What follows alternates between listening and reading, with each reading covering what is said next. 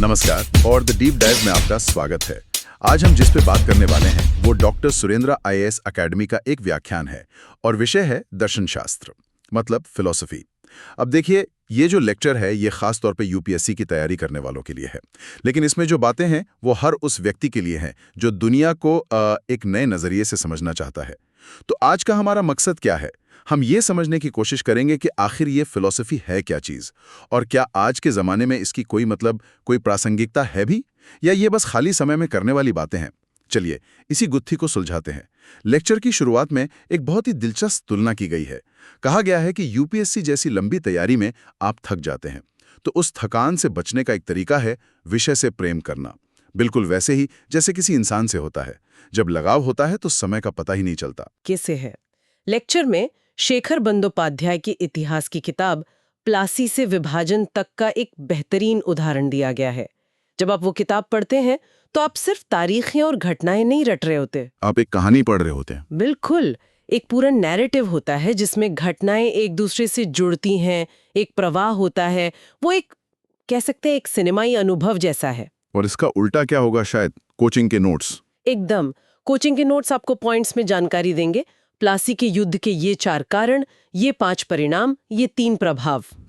जानकारी तो मिल जाती है और शायद जल्दी भी मिल जाती है, पर वो दिमाग में ठहरती नहीं है। उसमें वो कहानी वाला जुड़ाव, वो कनेक्शन नहीं होता। जब आप विषय को एक कहानी की तरह समझते हैं तो वो ज्ञान ज्यादा गहरा और टिकाऊ होता है। और शायद यही चीज उन मुश्किल सवालों का जवाब देने में मदद करती है, हाँ, जो दूसरों को नहीं आते। वो 4-5 अप्रत्याशित सवाल जो आपको हजारों लोगों से आगे ले जाते हैं, है ना? बिल्कुल। वो सवाल जो सीधे सीधे नोट्स में नहीं मिलते, उनका जवाब आपकी समझ से ही निकलता है, रटने से नहीं। ठीक है, तो अगर किसी विषय से प्रेम करना है तो पहले उसे जानना जरूरी है। लेक्चर में फिलॉसफी को समझने के लिए कहाँ से शुरुआत की गई है? इसे बिल्कुल इसकी जड़ों से पकड़ा गया है। मतलब इसके नाम से ही।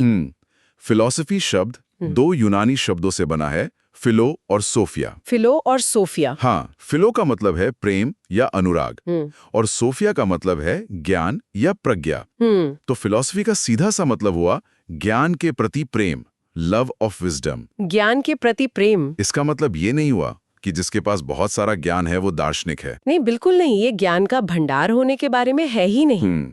यह ज्ञान की एक सक्रिय खोज में लगे रहने के बारे में है। ये एक प्रक्रिया है, कोई मंजिल नहीं।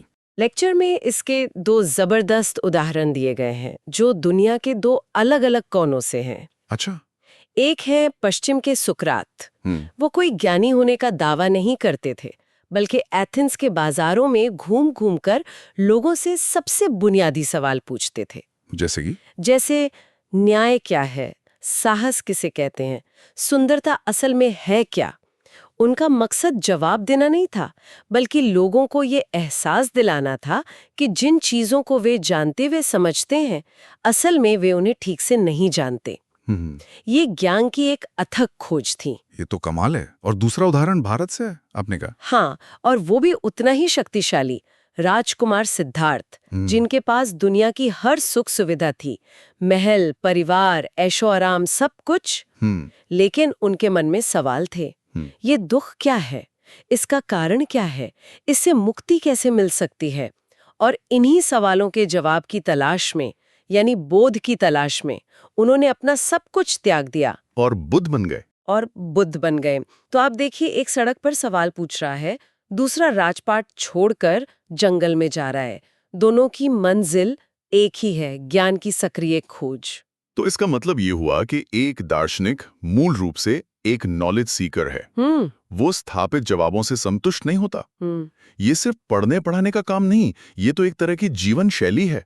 यहीं से बात और भी दिलचस्प हो जाती है। अगर फिलॉसफी का मतलब है ज्ञान से प्रेम, और सुकरात जैसे लोग लगातार सवाल पूछ रहे थे, तो इसका सीधा मतलब है कि वो मौजूदा जवाबों से, समाज में चल रही मान्यताओं से संतुष्ट नहीं थे। बिल्कुल। क्या इसी असंतोष से फिलॉसफी की दूसरी परिभाषा निकलती है, जिसे लेक्चर में उच्चतर या उच्चतम सत्य की खोज कहा गया है?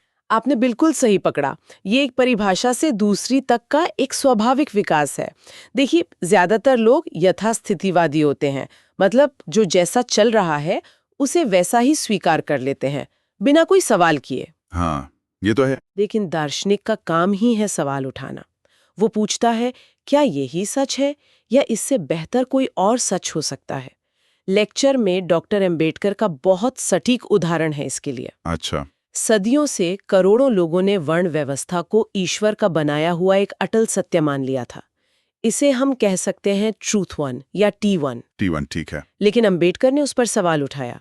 उन्होंने तर्क, इतिहास और मानवता के आधार पर यह साबित करने की कोशिश की कि ये व्यवस्था मेंशनगमाख्ट है और अन्यायपूर्ण है, और उन्होंने एक बेहतर, ज्यादा समान और न्यायपूर्ण समाज का आदर्श पेश किया। ये हुआ ट्रूथ 2 या T2। तो T1 को चुनौती देकर T2 की ओर बढ़ना। हाँ, यही उच्चतर सत्य की खोज है। समाज के स्थापित सत्य को चुनौती देकर एक बेहतर सत्य की ओर बढ़ना। तो दार्शनिक एक तरह से समाज का आलोचक है, जो हमेशा एक बेहतर विकल्प की तलाश में रहता है। सही कहा। और इसीलिए तो सामाजिक दर्शन और राजनीतिक दर्शन जैसे क्षेत्र बने हैं। लेकिन हर चीज पर सवाल उठाने का एक दूसरा पहलू भी तो है। मतलब कोई व्यक्ति जो समाज के हर नियम पर, हर परंपरा पर सवाल उठाए, उसे तो विद्रोही या समाज के लिए खतरा भी माना जा सकता है। ये बहुत जरूरी सवाल है। फर्क तरीके का है। एक विद्रोही या अराजकतावादी शायद सिर्फ व्यवस्था को तोड़ना चाहता है, उसके पास कोई बेहतर विकल्प हो ये जरूरी नहीं। लेकिन एक दार्शनिक सिर्फ तोड़ता नहीं है, वो एक बेहतर व्यवस्था बनाने का तार्किक आधार भी पेश करता है। उसका हथियार हिंसा या विद्रोह नहीं होता, उसका हथियार होता है तर्क और विवेक, रीजन। अच्छा। अंबेडकर ने सिर्फ वर्ण व्यवस्था का विरोध नहीं किया, उन्होंने भारतीय संविधान के रूप में एक वैकल्पिक, एक बेहतर व्यवस्था की नींव भी रखी। ये फर्क है। ठीक है, ये अंतर बहुत साफ हुआ। चलिए अब लेक्चर की एक और उपमा पर आते हैं, जो मुझे थोड़ी अजीब लगी लेकिन दिलचस्प भी। उसमें कहा गया है कि फिलॉसफी वाकई विषयों के लिए एक डॉक्टर का काम करती है। मैं ये मतलब ये पूरी तरह समझ नहीं पाया। एक विषय दूसरे विषयों का इलाज कैसे कर सकता है? ये उपमा फिलॉसफी के सबसे जरूरी कामों में से एक को समझाती है, जिसे कहते हैं आलोचनात्मक परीक्षण, क्रिटिकल इंक्वायरी। इसे ऐसे समझिए जैसे एक डॉक्टर आपके शरीर के अलग अलग अंगों की जांच करके बताता है कि सब कुछ ठीक से काम कर रहा है या नहीं, कहीं कोई बीमारी तो नहीं है। ठीक है। ठीक उसी तरह एक दार्शनिक दूसरे विषयों के, जैसे समाजशास्त्र, राजनीति विज्ञान, विज्ञान, यहाँ तक कि धर्म, उनके मूल सिद्धांतों और मान्यताओं की तार्किक जांच करता है। यानी ये जांचता है कि उन विषयों की नींव कितनी मजबूत है। बिल्कुल। वो ये जांचता है कि किसी विषय का कोई सिद्धांत तार्किक रूप से वैध है या अवैध, वैलिड या इनवैलिड। क्या उसकी अलग अलग बातें एक दूसरे से मेल खाती हैं या उनमें कोई विरोधाभास है, कंसिस्टेंट और इनकंसिस्टेंट। कोई उदाहरण? जरूर। जैसे समाजशास्त्र हमें समाज के बारे में सिद्धांत देता है, लेकिन समाज का दर्शन यानी फिलॉसफी ऑफ सोशियोलॉजी ये सवाल पूछता है कि समाज का अध्ययन करने के लिए जो तरीके अपनाए जा रहे हैं, क्या वो खुद वैज्ञानिक हैं? अच्छा। या ये सवाल कि क्या समाज को पूरी तरह से वस्तुनिष्ठ होकर ऑब्जेक्टिवली समझा भी जा सकता है। ये एक तरह से सिद्धांतों का भी सिद्धांत है। तो इसका मतलब ये हुआ कि समाजशास्त्र हमें बताता है समाज कैसा है, लेकिन समाज दर्शन पूछता है क्या ये सिद्धांत सही है या क्या समाज ऐसा ही होना चाहिए? एकदम सही।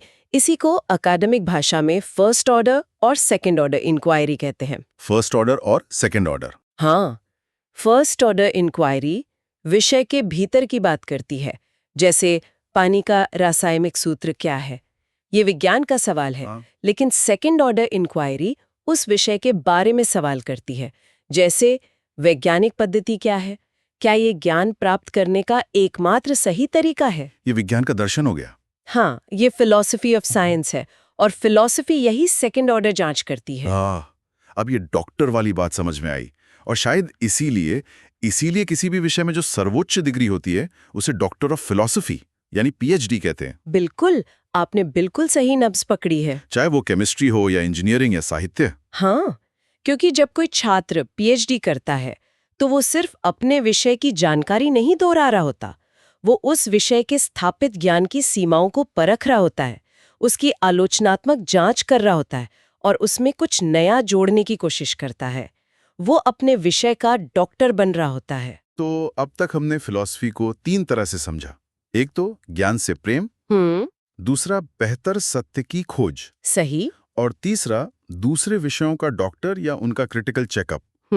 ये सब बहुत शक्तिशाली विचार हैं। लेक्चर इन सभी विचारों को समेटते हुए एक अंतिम चौथी परिभाषा पर पहुंचता है। वो क्या है? लेक्चर इन सबको एक बड़ी तस्वीर में समेटता है और कहता है कि दर्शन शास्त्र मानवीय विचारों के विकास की यात्रा का अध्ययन है। मानवीय विचारों के विकास की यात्रा? हाँ, ये एक वैचारिक टाइम मशीन की तरह है। अच्छा। इसके जरिए आप सिर्फ ये नहीं जानते कि 2500 साल पहले प्लेटो ने न्याय के बारे में क्या कहा, बल्कि आप ये भी समझते हैं कि प्लेटो को ऐसा सोचना ही क्यों पड़ा, उस समय का समाज कैसा था, उसके सामने क्या समस्याएं थीं। अच्छा। फिर उसके बाद अरस्तु ने उनकी बातों को कैसे आगे बढ़ाया या कैसे काटा, और फिर वो विचार मध्य युग से होते हुए आधुनिक काल से गुजरते हुए आज हम तक किस रूप में पहुंचा है। तो ये सिर्फ पुराने विचारों को पढ़ना नहीं है, ये समझना है कि आज हम जैसा सोचते हैं वैसा क्यों सोचते हैं। एकदम सही। हमारे आज के न्याय, स्वतंत्रता, समानता, लोकतंत्र, नैतिकता, ये सारे विचार शून्य में पैदा नहीं हुए हैं। इनके पीछे 2,500-3 हजार साल की एक लंबी वैचारिक बहस और विकास की यात्रा है। दर्शन शास्त्र का अध्ययन हमें उस पूरी यात्रा का एक तरह से नक्शा दिखाता है। ये तो कमाल है। मतलब जब हम आज किसी आधुनिक दार्शनिक को पढ़ते हैं तो हम असल में प्लेटो से शुरू हुई एक बातचीत को ही आगे बढ़ा रहे होते हैं। बिल्कुल। ये आपको अपने समय और अपने विचारों को एक ऐतिहासिक परिप्रेक्ष्य में रखने की क्षमता देता है। तो ये सिर्फ मरे हुए दार्शनिकों के बारे में पढ़ना नहीं है, ये असल में हमारे अपने दिमाग के सोर्स कोड को समझना है। बहुत अच्छी उपमा है। ये हमारे वैचारिक डीएनए को समझने जैसा है। तो आज की इस पूरी चर्चा से ये तो बिल्कुल साफ है कि फिलॉसफी कोई पुराना या अप्रासंगिक विषय नहीं है। ये सीखने का एक तरीका है, दुनिया को आलोचनात्मक नजर से देखने का एक साधन है। हमारे वाकई ज्ञान और विज्ञान का डॉक्टर है। और मानव विचार के इतिहास की एक शानदार यात्रा है। ये हमें क्या सोचना है ये नहीं सिखाता, बल्कि कैसे सोचना है इसका प्रशिक्षण देता है। और लेक्चर में एक बहुत गहरी बात कही गई है जो इस पूरी चर्चा का सार है। कहा गया है कि अगर दर्शन ना हो तो बाकी सारे विषय सड़े हुए तालाब के पानी की तरह स्थिर और बंद हो जाएंगे। दर्शन शास्त्र वो ताजी धारा है जो उनमें हलचल पैदा करती है, नए सवाल खड़े करती है और उन्हें प्रासंगिक बनाए रखती है।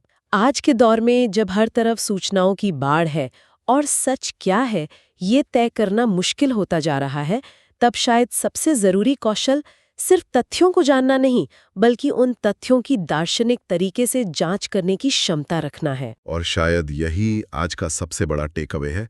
जाते जाते हमारे सुनने वालों के लिए एक सवाल छोड़ जाते हैं। जरूर।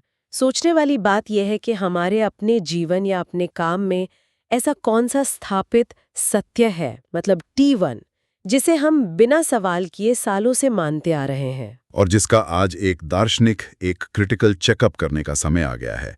ये व्याख्यान डॉक्टर सुरेंद्र कुमार सिंह का था।